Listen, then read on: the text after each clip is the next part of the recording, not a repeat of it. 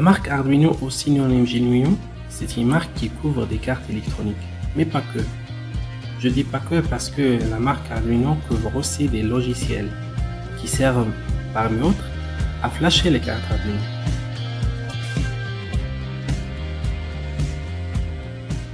Et aussi des modules électroniques qui vont avec ces cartes, comme des contrôleurs de moteur électrique, des capteurs de modèles de réseau, etc. Arduino est une plateforme basée sur une interface entrée-sortie simple. Il était destiné à l'origine, principalement mais pas exclusivement, à la programmation multimédia interactive, en vue des spectacles ou d'animations artistiques. En ce qui concerne les cartes électroniques Arduino, il y en a une variété et parfois on les trouve sous d'autres noms commerciaux comme Lego. Parce que les schémas électriques de ces cartes sont publiés sous une licence open source. Cela veut dire que n'importe qui pourra les produire et les commercialiser sous la même licence open source. Mais certains composants, comme les microcontrôleurs, ne sont pas couverts par la licence open source. Ces cartes sont basées sur des variétés d'architectures de microcontrôleurs. On cite par exemple les microcontrôleurs AVR d'Atmel comme Atmega 328 sur la carte Arduino Uno et le microcontrôleur d'architecture ARM sur la carte Dio. Ne vous inquiétez pas, parce que vous n'aurez pas besoin de comprendre les architectures de ces microcontrôleurs pour débuter avec l'Arduino. Ces microcontrôleurs peuvent être programmés pour analyser et produire des signaux électriques de manière à effectuer des tâches très diverses, comme la domotique. Par exemple, le contrôle des appareils domestiques, éclairage, chauffage, etc. Ou bien le pilotage d'un robot. Et en général, tout ce qui est informatique embarquée. Il y a une variété de cartes Arduino qui intègrent les microcontrôleurs que j'ai cités précédemment. Il y a la carte Arduino qui intègre le microcontrôleur Atmega 328 et la carte Arduino qui intègre le microcontrôleur d'architecture ARM, qui est plus puissant que l'Atmega 328. Et il y a aussi la carte Arduino Nano qui intègre aussi le microcontrôleur Atmega 328, mais avec un package plus petit. Et j'ai choisi 3 cartes Arduino les plus célèbres et avec lesquelles je vais vous parler de la notion du choix des cartes électroniques. La question est quelle carte électronique il faut choisir. Cela dépend de ce qu'on veut faire. Si notre projet demande une grande puissance de calcul par exemple, et on a besoin de beaucoup d'entrées-sorties, nous allons choisir la carte Dio. Sinon, nous pourrons choisir la carte Uno. Par contre, si la taille physique du projet est petite et nous avons besoin d'une petite carte électronique, on peut choisir la carte Nano. Cela n'est qu'un exemple, mais dans la suite, nous allons découvrir d'autres critères de choix de la carte Arduino.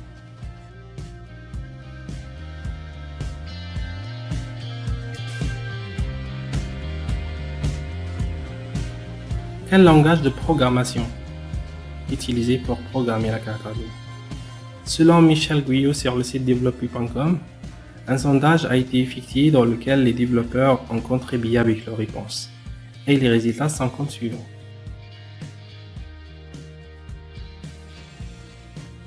Plus que 42% utilisent le C++. Plus de 36% utilisent le langage Arduino.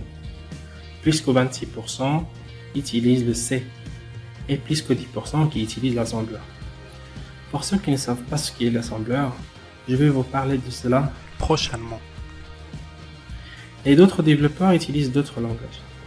Mais dans les tutoriels qui vont venir, nous allons commencer par le langage Arduino, qui est le plus facile et qui a été créé pour faciliter l'initiation à la programmation de la carte Arduino. Je sais que vous êtes très impatient peut-être pour commencer à programmer l'Arduino et en s'en servir. Nous allons commencer tout de suite et je vous donne plus de détails à fur et à mesure qu'on avance.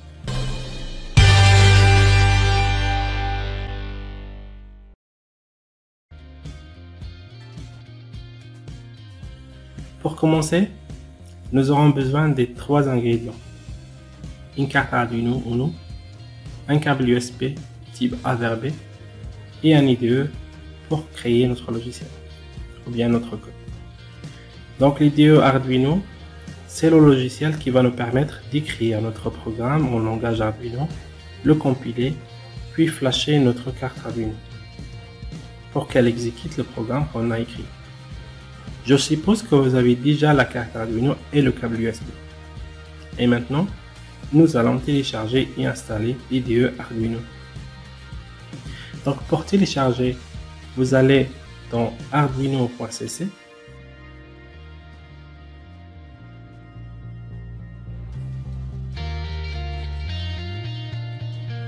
puis dans Software, puis dans Download.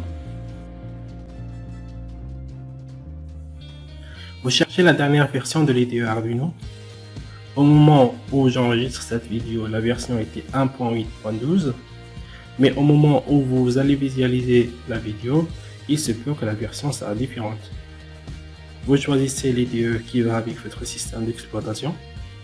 Si vous êtes sous Windows, je vous conseille de choisir Windows Installer for Windows, car cela va installer aussi le driver USB qui va permettre à Windows de connaître la carte Arduino quand on va le brancher avec le câble USB. Donc ici vous pouvez contribuer si vous voulez supporter Arduino, qui est un projet open source. Sinon, vous cliquez sur Just Download pour télécharger sans contribuer. On va attendre la fin du téléchargement et ensuite on va l'installer. Donc le téléchargement c'est terminé, on va lancer le gestionnaire d'installation et on va suivre les étapes. J'accepte, je laisse tout par défaut, surtout ne pas décocher la case Install USB Driver, sinon vous n'aurez pas de driver pour que Windows reconnaisse la carte Arduino. Donc on va continuer, on laisse tout par défaut et on va attendre la fin de l'installation.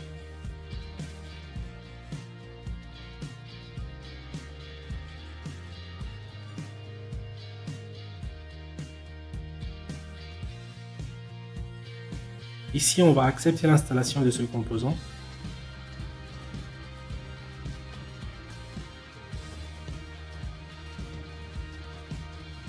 Et on accepte l'installation du driver. Puis, on va installer un autre module. Et voilà, notre IDE Arduino est désormais installé sur votre ordinateur.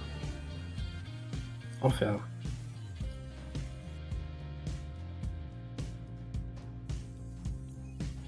Sur le bureau, on trouvera le raccourci vers notre IDE. On le lance.